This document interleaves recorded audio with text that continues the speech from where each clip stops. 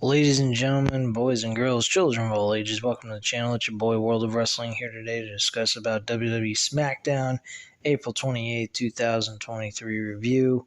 Boy, this draft really sucked. I'll be honest with you. I think Smackdown gutted the shit out of Monday Night Raw. And all Monday Night Raw got was a few good picks from SmackDown. But mostly just picked up the same people they had on their roster. It seems like as if Monday Night Raw is either going to get a lot of NXT fill-ins for their roster on the Monday Night Raw episode, or we're going to see Monday Night Raw get a lot of SmackDown superstars on the Raw episode for the part 2 of this draft. But part 1, I'd have to say SmackDown gutted the shit out of Raw's roster. Quite a few wrestlers from the Raw roster came over to SmackDown, such as the Street Profits, Bobby Lashley. They also got quite a few others, Bianca Belair. I mean, the list goes on and on. They got the OC with AJ Styles and the original club with Luke and Carl Anderson and Mia Yim. So they got them as well. Quite a few performers taken from this Raw side from the original roster Raw had. So pretty disastrous.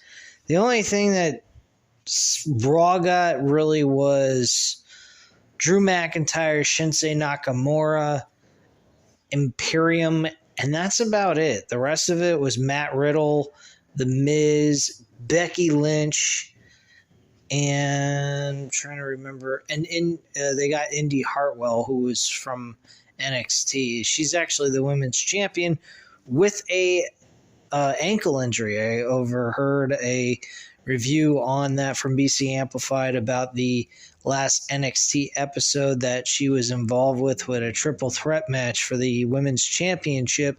She ends up spraining her ankle, so apparently she must have been she was in a boot, so a cast boot, so basically she more than likely really badly injured her leg, or they're playing this up as a storyline so that they could, maybe strip her of the title anyway. I'm not sure. But, yeah, this was absolute utter trash. SmackDown got the best picks. They got Roman Reigns with Solo Sikoa and Paul Heyman. They did not draft the Usos, which was shocking. They went ahead. They drafted Bobby Lashley, the Street Profits, trying to think. The OC I already mentioned, and a few others. But yeah, this draft was not that impressive. I was not impressed with this collection of guys. Oh yeah, Cody Rhodes was drafted to Raw. So the only way we'll ever see Cody Rhodes end his story with Roman Reigns is by him going ahead and either winning the Money in the Bank briefcase or him going ahead and winning the Royal Rumble next year to challenge Roman Reigns once again at WrestleMania 40, which is to be believed that is the direction they might go next year for WrestleMania 40's main event. And Cody is going to win the Royal Rumble a second time to challenge for the WWE Undisputed Universal Championship. That's the belief. So the only way he's getting that title anytime this year is through the Money in the Bank, which I sure as hell hope that might be the case if they're going to go ahead and end the story between Cody and Roman Reigns, which would be fine with me. The briefcase will have some prestige given to it by cashing it in a normal way by making the pick to challenge Roman Reigns for the 2 belts at SummerSlam in a classy fashion, the way Rob Van Dam did it back in 2006, which I think should be the legitimate way they do it, not these cheap cash-ins, which I think is trash. SmackDown also got Edge. That's a huge fucking pick. I mean, they could go the story of Edge versus Roman Reigns at SummerSlam because Edge is retiring soon, and it's supposedly believed that at SummerSlam that's where he's going to retire. That's big. And to have Edge face Roman Reigns for the undisputed Universal Championship and have him win that belt is huge. They could also do a triple threat match if they really wanted to. I think that would be awesome as well. But I'm not sure. I really don't know. I hope Edge is staying within the company this year and throughout. So, yeah. All right, so the very first match on the card for tonight's show was actually LA Knight versus Butch. Oh, God, what a fucking name, Butch. I still haven't called him Pete Dunne yet. Probably never will. But LA Knight won it in a very good matchup, actually. I enjoyed this match. And he won clean. No cheating involved. No outside interferences took place. He just won clean. Love it. I hope LA Knight continues to go on this run, and we continue to see him improve and get wins under his belt.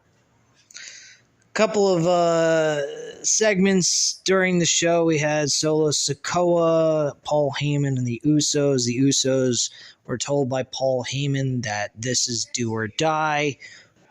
Win. There is no other option but winning at this point. And Solo Sikoa was later told by Paul Heyman through Roman Reigns on a phone call that if he didn't go ahead and actually if they didn't get the job done, well, Solo Sikoa knew what he had to do, and it was his night to shine, had the Usos not won. We'll get further into that as we get into the show. We also had Braun Strowman, Ricochet versus the Street Profits versus LWO. They went up against, this was a triple threat match, very entertaining triple threat tag team matchup. But my issue with this is all this stuff that they didn't really earn them anything. What were they fighting for? Just for pure entertainment for the audience? I mean, granted, they accomplished that, but still, I don't understand what they gained out of this. But Ricochet suffered the L in this matchup with spine buster by Angelo Dawkins and a frog splash by Montez Ford for the victory, giving the Street Profits their debut on Smackdown for 2023 with a W. Not bad, and very smart decision on their part. We also had Zelina Vega go up against Sonya Deville in a matchup that nobody gave a shit about. Zelina Vega won. Rhea Ripley got in the ring and attacked Zelina Vega, as well as Sonya Deville. And Chelsea Green was kind of telling her, "What are you doing?" Da-da-da-da. And Rhea Ripley looked at her with a very intimidating look, and she went ahead and backed off and stayed away from her.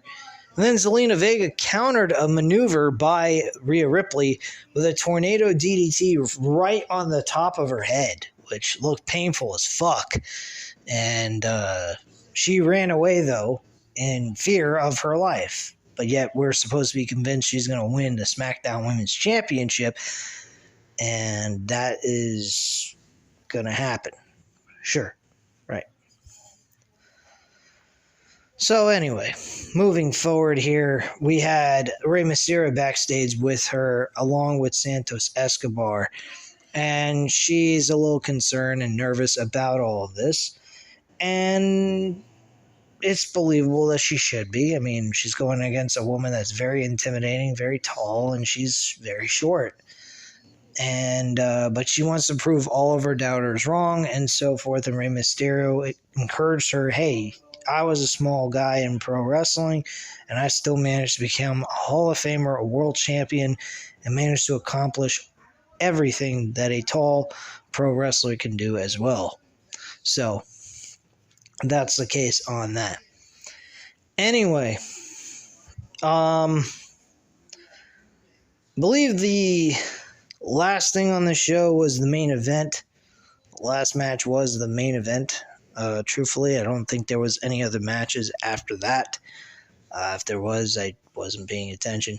Oh yeah, Shinsuke Nakamura. He was interviewed being asked how it feels to be drafted to the Raw brand and no longer being on SmackDown. He spent most of his career on the SmackDown brand, and this is totally new for him, and was asked how he feels about it. He said a few sentences, said he was a little excited, the typical thing.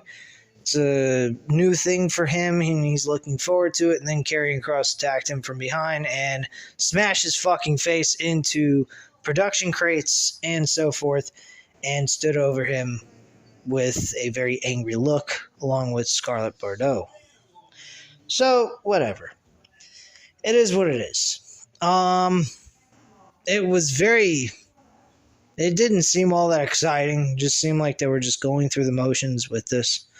I don't know how Karrion Kross is getting over as a heel right now. I mean, he ain't doing a terrible job, but they're not making his segments seem all that big of a deal. Like, they're not exciting. There's nothing evil about him. He's just doing the typical normal heel-like maneuvers that any normal heel would do. So, I don't know. But personally, I don't really care about it. Anyway, moving forward here. We go to the main event. During the main event, Solo Sikoa was sent out there to watch the match, make sure the Usos won. If they didn't, he would go ahead and pay them for not getting the job done. And he was attacked by Matt Riddle. Matt Riddle got in there, made the save, I guess you could say, and beat the shit out of him. And we didn't see Solo Sikoa throughout the entire rest of the match until the end. And Kevin Owens and Sami Zayn had a pretty fair matchup. Kind of not anywhere close to the main event of WrestleMania from this year, but they did a fairly decent job for a televised main event match. I think they did okay. And Kevin Owens and Sami Zayn retained their tag team titles. Now, I'm going to see what they're doing with Cody Rhodes. I'm a little upset that Cody is on Raw instead of SmackDown. But unfortunately, Raw needs a big star name. And I have no idea how this is going to work. And if they go with Cody winning the World Heavyweight Championship that's just been introduced, instead of him winning and beating Roman Reigns for those titles, I'm going to be very upset. So I'd rather see Cody away from the WWE World Heavyweight title, which I know sounds a little crazy and kind of nuts to even say that when he should be a world champion already. But he needs to be able to get to Roman Reigns. And I guess you could say this is the proper struggle that he could, we could be looking at. He could always show desire and interest in not the championship on the brand he's on. And he could fight and claw through management, through WWE machine, and do whatever he can to see what he can do to get to Roman for that championship opportunity. And there's two roads to that. He's got only two roads for that. And that's through the Money in the Bank, which I think should be his opportunity. I think he should win the Money in the Bank and then challenge Roman Reigns at SummerSlam in the proper way. Not the way they normally do it, which I think is cheap as fuck when done so many times over and over and over again. The Edge way of doing things. I don't like it. So I think Cody should win the Money in the Bank, challenge Roman at SummerSlam in an announced match, and have the match take place. And that's what they should do. So that's what I hope the direction they go with. I don't want this to be stretched out all the way to next year's WrestleMania. I think that's going to make things really hard to gear in. I think they've done everything they could. I think they put him in enough struggle. At this point, he just needs to be placed through a qualification match to be in the Money in the Bank briefcase match. Have him lose to Seth Rollins for the World Heavyweight Championship. I would put him in the... No, actually, I would keep him away from that. I think they should have him going, no, I don't give a flying crap whether or not I'm on Raw or SmackDown or wherever Roman is. I want Roman's ass, and I want to beat him. He's the guy I want to defeat and become WWE Undisputed Universal Champion, because I should have won at WrestleMania and I got screwed. I hope that's the direction they go with. If they don't, they give him the consolation second best world title, which, by the way, that world championship should be the number one title in the company, because that looks like a legitimate world championship. Sad to say, I'm calling it a consolation prize, which really sucks to even have to say that, because that title does not look like some cheap fucking piece of garbage belt. It actually looks like a legitimate championship. But whatever the case may be, I hope they keep Cody away from that title, or at least if he's going to challenge for the title at Night of Champions, that he loses to Seth Rollins. Seth Rollins gets his first win against Cody. I think that would be the proper way to go. And then Cody, looking discouraged, finally goes ahead and finds his way to Roman Reigns through the Money in the Bank briefcase. That's what I hope they do. Anyway, guys, that is pretty much all I'm going to say here. Not a whole lot of excitement on this show. The draft wasn't all that exciting. SmackDown gutted the shit out of fucking Raw. Raw mainly got mostly just average, the same guys they had on Raw, except for a few other people. Imperium was one of them. I was glad they got Gunther on Raw with the IC Championship. I'm sure Austin Theory on Raw is going to get drafted to SmackDown. They managed to get Shinsuke Nakamura, and trying to think of who else they got from SmackDown. Oh yeah, Drew McIntyre. Those were the three major picks. So I mean, it is what it is. The one thing I can say that's positive about this draft was that we saw the tag teams not separated when they were drafted. They were drafted together. Factions were drafted together.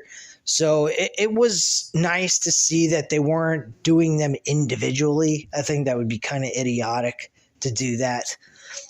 So I am glad that they went in that direction, but man, SmackDown got a fucking shitload of great names from Raw over to SmackDown.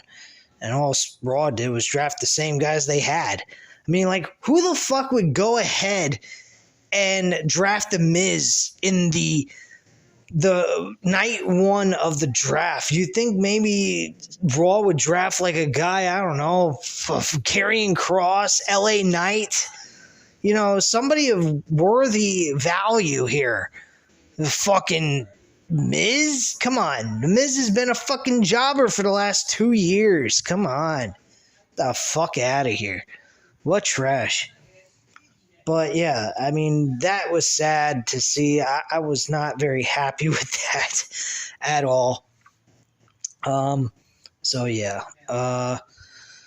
Overall, the draft sucked. The matches were okay. The only positive thing is they kept the factions and tag teams together. They did not separate them. They were a package deal when they made the picks. So I'm glad about that, but SmackDown's version of the draft for night one was trash. Hopefully night two is better. But not much change for Raw. SmackDown got a shitload of good guys from Raw over to SmackDown. So again, like I said, Raw gets gutted by SmackDown. Hopefully the opposite thing happens on Raw, and Raw guts the shit out of SmackDown and gets a lot of SmackDown superstars onto their roster. But anyway, guys, that's all I have to say here at this time. You know what to do. Hit the like button if you liked the video. Hit the subscribe button if you're not already subscribed to the channel. And leave a comment down below. I'll definitely get back to you on that. And I thank you very much for watching. Have a great night, guys. Bye.